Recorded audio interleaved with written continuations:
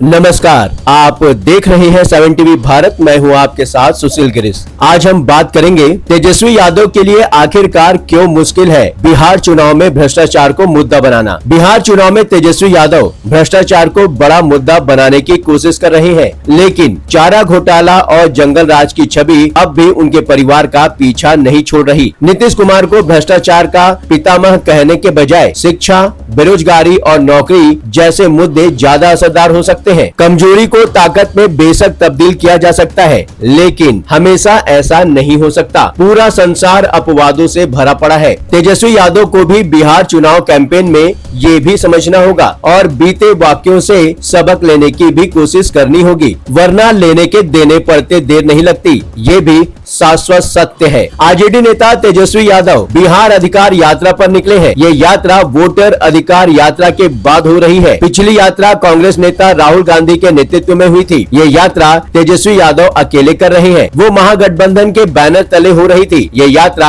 RJD की अपनी यात्रा है, लेकिन कुछ चीजें कॉमन लगती हैं। वोटर अधिकार यात्रा में राहुल गांधी चुनाव आयोग के बहाने प्रधानमंत्री नरेंद्र मोदी को टारगेट कर रहे थे। तेजस्वी यादव करीब करीब उसी अंदाज में बिहार के मुख्यमंत्री नीतीश कुमार को निशाना बना रहे हैं। जैसे राहुल गांधी जगह जगह प्रधानमंत्री मोदी के लिए वोट चोर बोल रहे हैं, तेजस्वी यादव भी वैसे ही नीतीश कुमार को भ्रष्टाचार का पितामह बता चुके हैं। और जैसे Rahul Gandhi news agency ANI के माइक पर वोट चोर गद्दी छोड़ बोलकर आगे बढ़ जाते हैं, तेजस्वी यादव भी बिहार अधिकार यात्रा के दौरान नीतीश कुमार को भ्रष्टाचारी साबित करने की कोशिश कर रहे हैं। तेजस्वी यादव क्यों भूल रहे हैं कि बार बार माफी मांगने के बावजूद जंगल राज के चुनावी जिन से अब तक पीछा नहीं छूटा है, और भ्रष्टाचार के नाम पर नीतीश कुमार को निशाना बनाना बैकफायर भी कर सकता है। जैसे मोदी पर निजी हमलों का खामियाजा राहुल गांधी को भुगतना पड़ा, तेजस्वी यादव को भी लेने के देने पड़ सकते हैं। जंगल राज के साये से पीछा छूटा नहीं।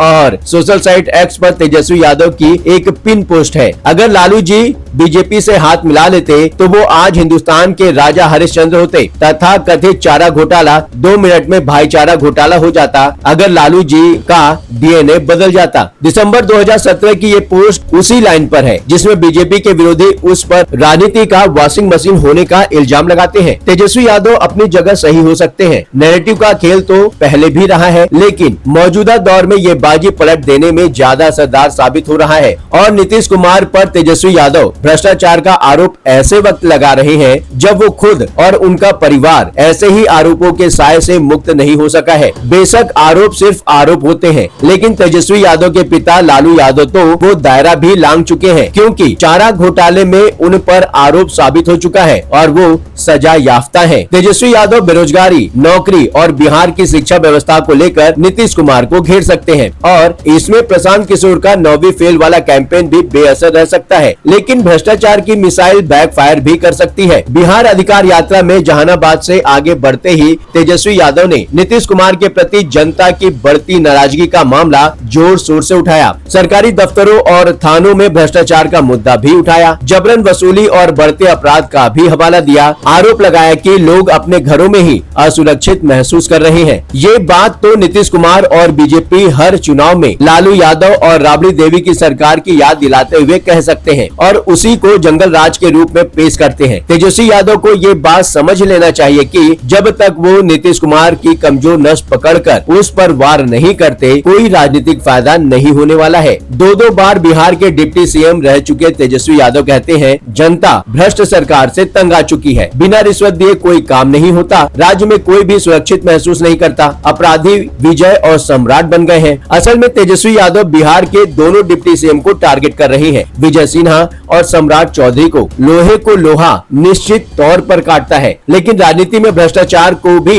भ्रष्टाचार काट पाए जरूरी नहीं है। जरूरी इसलिए नहीं है क्योंकि जब तक लोग ऐसी बातों पर यकीन नहीं करेंगे, गंभीर आरोप भी हवा हवाई ही साबित होते हैं। बंदूक की जगह कलम बांटना चलेगा। पूर्व बाहुबली विधायक अनंत सिंह के गढ़ मोकामा पहुंचे तेजस्वी यादव ने कहा, यहाँ लोग बंदूक बांट रहे हैं, लेकिन हम कलम बांट रहे हैं। कलम की ताकत को समझिए। तेजस्वी आएगा तो आपके बच्चे का भविष्य बेहतर करेगा। अनंत सिंह के इलाके में घोड़े पर सवार तेजस्वी की बंदूक के बदले बच्चों को कलम थमाने की बात असरदार हो सकती है। अनंत सिंह के बहाने नीतीश कुमार को घेरने का ये दांव चल सकता है। अनंत सिंह ने JDU से चुनाव लड़ने का ऐलान किया। पूरे बिहार में तो नहीं, लेकिन मोकामा में तो तेजस्वी का दांव चल ही सकता है और ऐसे ही दांव पूरे बिहार के लिए भी तलाशने होंगे। राहुल गांधी 2019 के आम चुनाव में मोदी के खिलाफ चौकीदार चोर है का नारा लगवाकर टारगेट कर रहे थे और अब भी कुछ बदला नहीं है। वोट चोर गद्दी छोड़ का नारा भी मिलता जुलता ही है। बिहार चुनाव में इस नारे से होने वाले नुकसान का राहुल गांधी पर कोई असर नहीं पड़ने वाला, लेकिन तेजस्वी यादव को खामियाजा भुगतना पड़ सकता है। नीतीश कुमार पर भ्रष्टाचार का आरोप लगाकर भला जंगल राज और चारा घोटाले के साए से निकलना कैसे संभव हो पाएगा। राहुल गांधी का जो दांव 2019 में फेल हो चुका है, तेजस्वी यादव उसी नाव पर सवार होकर 2025 की वैतरणी पार करना चाहते हैं। आपको क्या लगता है? इस विषय पर आपका विचार क्या है कि तेजस्वी यादव के लिए आखिरकार क्यों मुश्किल है बिहार में भ्रष्टाचार को मुद्दा बनाना? नीचे कमेंट में लिखकर जरूर बताएं। चलते चलते एक बात बताना जरूरी है, यदि आप कोई बात हम तक पहुंचाना चाहते हैं, चाहे वह प्रशासन से जुड़ी परेशानी हो, आपके साथ हुआ कोई अन्याय, कोई सामाजिक समस्या या फिर कोई ऐसी बात जिसे समाज के सामने लाना जरूरी है, तो आप बेझिझक स्क्रीन पर दिए गए व्हाट्सएप नंबर 9998323655 पर आप हमसे सिर्फ व्हाट्सएप मैसेज के माध्यम से संपर्क करें। 7 टीवी भारत की टीम आपकी बात को गंभीरता से सुनेगी और जरूरत पड़ी तो पूरी जिम्मेदारी के साथ उसे सबके सामने उठाएंगे। आपका विश्वास ही हमारी ताकत है। इस चैनल को सब्सक्राइब करें। वीडियो पसंद आया हो तो वीडियो को लाइक करें। लगातार खबरों के लिए बने रहिए 7 टीवी भारत के साथ।